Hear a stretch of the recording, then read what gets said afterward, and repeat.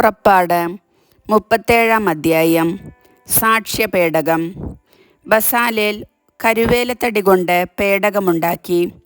അതിൻ്റെ നീളം 2.5 മുഴം ആയിരുന്നു. വീതിയും ഉയരവും 1.5 മുഴം വീതവും.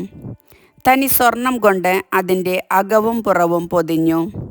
അതിനു ചുറ്റും സ്വർണം കൊണ്ടുള്ള ഒരു അരികുപാളി പിടിപ്പിച്ചു. 4 സ്വർണവളയങ്ങളുണ്ടാക്കി 4 മൂലകളിൽ ഘടിപ്പിച്ചു. ഒരു വശത്തെ 2ഉം മറുവശത്തെ 2ഉം. അവൻ കരുവേലത്തടി കൊണ്ട് തണ്ടുകളുണ്ടാക്കി സ്വർണം കൊണ്ട് പൊതിഞ്ഞു.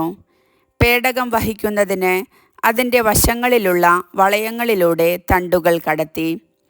തനി സ്വർണം കൊണ്ട് കൃപാസനം നിർമ്മിച്ചു. അതിൻ്റെ നീളം 2.5 മുഴവും വീതി 1.5 മുഴവുമായിരുന്നു.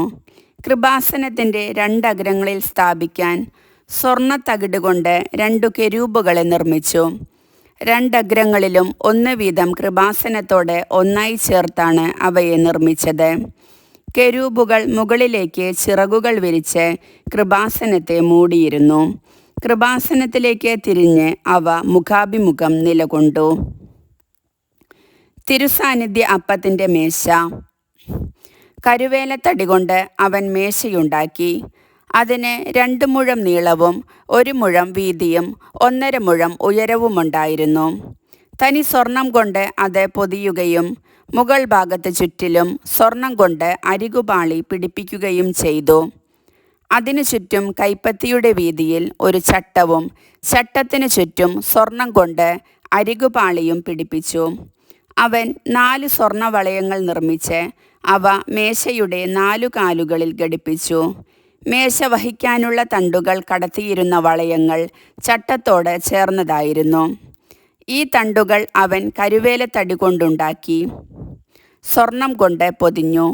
മേശപ്പുറത്തേക്കുള്ള ഉപകരണങ്ങൾ, താലങ്ങൾ, തട്ടങ്ങൾ, കലശങ്ങൾ, പാനീയ ബലിക്കുള്ള ചഷകങ്ങൾ എന്നിവ തനി സ്വർണം കൊണ്ട് നിർമ്മിച്ചു. വിളക്കുകാൽ.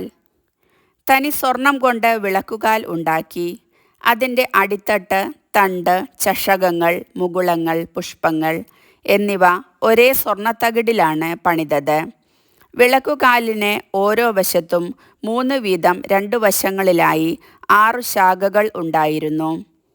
വിളക്കുകാലിൻ്റെ 6 ശാഖകളിലോരോന്നിലും ബദാംപൂവിൻ്റെ ആകൃതിയിലുള്ളതും മുകുളങ്ങളോടും പുഷ്പദലങ്ങളോടും കൂടിയതുമായ 3 ചഷകങ്ങൾ വീതം ഉണ്ടായിരുന്നു. വിളക്കുകാലിൻ്റെ തണ്ടിന്മേൽ ബദാംപൂവിൻ്റെ ആകൃതിയിലുള്ളതും മുകുളങ്ങളോടും പുഷ്പദലങ്ങളോടും കൂടിയതുമായ 4 ചഷകങ്ങൾ ഉണ്ടായിരുന്നു. വിളക്കുകാലിൽ നിന്ന് പുറപ്പെടുന്ന ഓരോ ജോഡി ശാഖകളുടെയും ചുവട്ടിൽ വിളക്കുകാലിൻ്റെ തണ്ടിനോട് ഒന്നായി ചേർന്ന് ഒരു മുകുളം വീതമുണ്ടായിരുന്നു. മുകുളങ്ങളും ശാഖകളും വിളക്കുകാലിനോട് ഒന്നായി ചേർന്നിരുന്നു.